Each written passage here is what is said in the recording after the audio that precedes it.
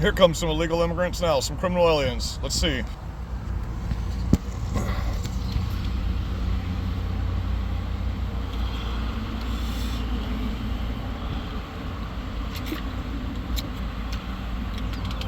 Yeah.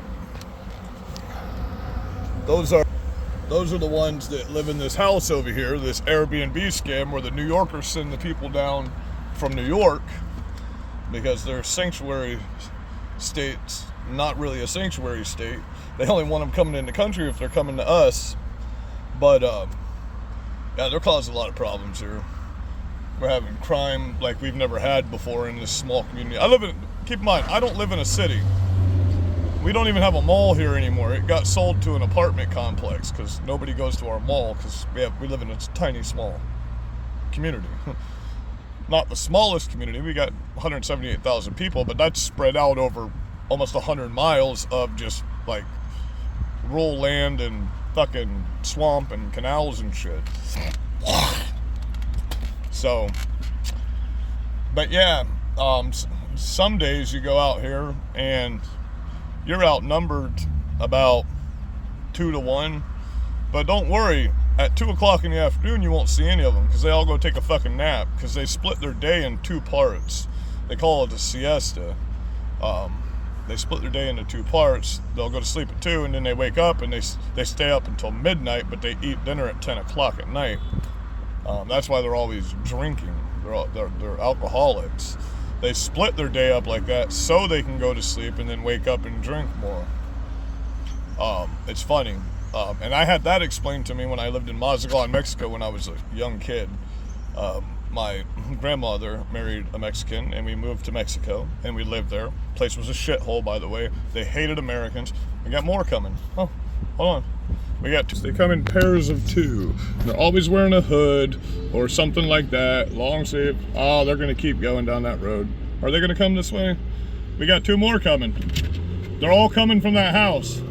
So, I was making a video, and look, there's 2 more coming right now. All fucking criminal aliens getting sent down here from fucking New York. No English, no green cards, no constitutional rights in our country whatsoever, and so I'll keep talking for a minute and doing a video, and we'll see if more come. But you saw 2 come, they go that way, and then 2 more come and they go that way every day, every single day. They don't have jobs. They're selling drugs here, or they're panhandling for money. That's what they do, and they get free money. But what you guys don't understand about that free money is they have to pay their coyotes off or their families in Mexico will be killed. So all that money that's coming from our tax dollars are literally going to the fucking cartels. So we're funding the cartels through our tax dollars to bring these people over here. That's what you're not looking at in this situation. That's what you're not seeing in this entire situation, is we're funding their coyotes. Now there's a truck full of them right there, Elvis Lawn Care. Elvis Lawn Care. Last year there was white people driving that truck and trailer. Now it's all Mexicans. So, to you that say, oh, well, how do you know they're criminal aliens? Blah, blah, blah, blah. Because they don't fucking speak English. Do you not understand that? Do you not understand what I mean by that? When you come through the Port of Authority and you seek asylum, it's a requirement before you can get your citizenship in America that you have to know how to speak at least a certain amount of English. It's a requirement. And also, there haven't been any asylum acceptance for 4 years now, right? 3.5 years, none. They're just letting people in. They're not processing any asylum seekers. Nobody's coming through the port of entry the legal way anymore. They don't have to. So, it is what it is, man. We're biding our time until it's time for us to take action, but we're going to have to take action soon. There's not going to be any other possibility. America's done. It's over. We're going to have to rebuild and restart at this point. There is no, oh, we're just going to go back to the way it was. That doesn't exist anymore. These children in this MK Ultra brainwashed world that they live in right now are fucked. Their brains are fucked. There's no turning it around. There's no re-education. There's none of that. There's no turning this around. They want you dead, period. Nothing else needs to be said. They want you fucking dead, period. They say it. They want to fuck your children. They want to kill you. They want to destroy America. They literally say, we hate America. America has to be in colonization. That's what in colonization means. So tell me something. Why is it only the white countries that no longer have slaves? A fair question, right? Why is it that every single black-dominated country still has slaves and torture and rape and brutalize people? Tell me. If you're such a civilized, educated culture, why do all of your... And it's not America's fault. Fuck. Africa's always been savage. Matter of fact, African slave owners sold Africans to white people. And it was brown people that bought Africans that sold them to white people. So you blame Englishmen, because that's what we were in the beginning. We were all Englishmen. Before this is America, when these were the colonies. We wanted to be free Englishmen because we were ruled by a British dictator and we had no freedoms. We had no rights. So John Adams, along with everybody else, James Madison, all of them, but one of the main proponents of America was John Adams. He traveled to Britain, he traveled to France, he traveled to England, all over the place. That's why he became the vice president, by the way. A lot of you don't know this, but John Adams actually won the presidency over George Washington because he actually did a lot more to start the country. And a lot of people don't understand that.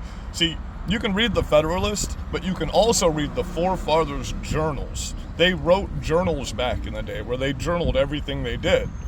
And you can read those writings. So,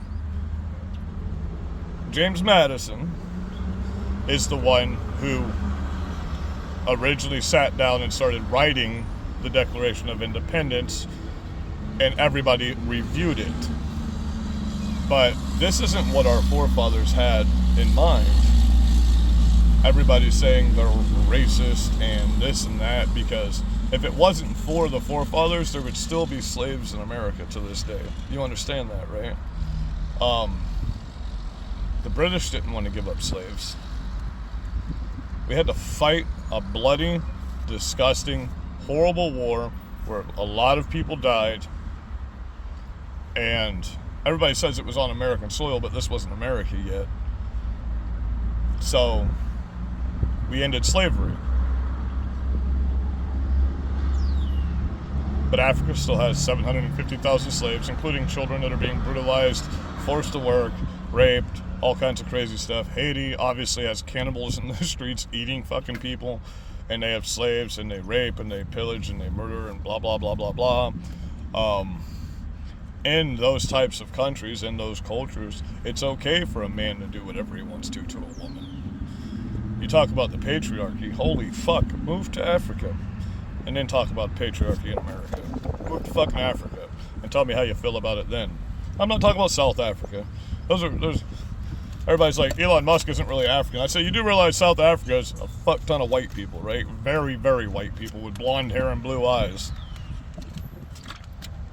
So if you don't even know that, then shut the fuck up. But name me one black country that doesn't brutalize people. One. Because people get slaughtered in Jamaica. A lot of people like to say Jamaica. People get slaughtered in Jamaica. I've been to Jamaica. A lot of really nice people. A lot of really fucked up people too. Jamaican government's horrible. So, the kids have been lied to. You've been lied to. The side you're fighting against is literally the side that only started... You do realize the Republican Party was started by a black man, right? To end slavery. Let me repeat that. The Republican Party, it was the Democrats that were the party of slaves and always have been and always will be. It's the Democrats that are trying to segregate people in schools right now. It's the Democrats doing all this diversity and judging people on the color of their skin. No Republicans are judging people on the color of their skin. We're judging you retards on the content of your character. Like, everybody keeps saying, take the rainbow back from the LGBTQ. Well, this trans flag is not the rainbow. That's not what a rainbow looks like. So it is what it is. The rainbow belongs to Jesus. And like, I just took a video of this Jeep right here that has this LGBTQ flag on both sides of the bumper sticker, and it says, don't use God's name for your bigotry. Well, in Titus, in the Bible, there's a special place in hell for people like that. A very special, dark, evil place in hell for people like that. And it's almost too late to repent. It's almost. Once Jesus' feet come out of the sky, your name's either in the book or it's not. I know you guys got to be paying attention to all the crazy shit that's happening in the weather in the world right now. Earthquakes, volcanoes erupting, fucking fire spewing out of the ground just swallowing whole fucking cars and houses and shit like that. Everywhere, all over the place. We're going to get hit by a massive hurricane again this year in Florida. That's almost a guarantee with the way the weather has been. So it's just going to get worse and worse from here on out. We should be congregating. We're supposed to be. Read Revelations. We're supposed to be congregating in the streets, in the parks, eating, praying, loving each other. That's what we're supposed to be doing right now. We're not supposed to be, well, I mean, we are supposed to be fighting a war. It says the ones that hate God will try to rule supreme right now. And it says the warriors of Christ are supposed to stand up to this evil. But, man, we could fix this so easily. If everybody would just come together on our side, we could stop all of this right now. And it wouldn't have to be physical or violent. It wouldn't have to be. But you people seem to want physical violence. That's what you seem to want. We know that's what the left wants.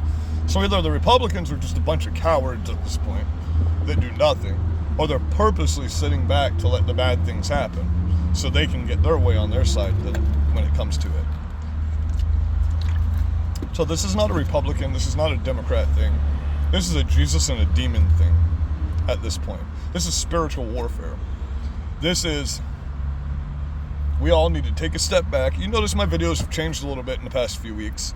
I've had time to reflect on some things and pray about some stuff and think about things. And sometimes I wish I didn't have the brain injury, because for you that don't understand, I have a traumatic brain injury.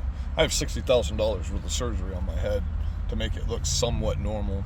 But when I shave my beard, this whole side of my face, as you can tell, has no bone right here whatsoever. No bone in this side of my face. It's all gone.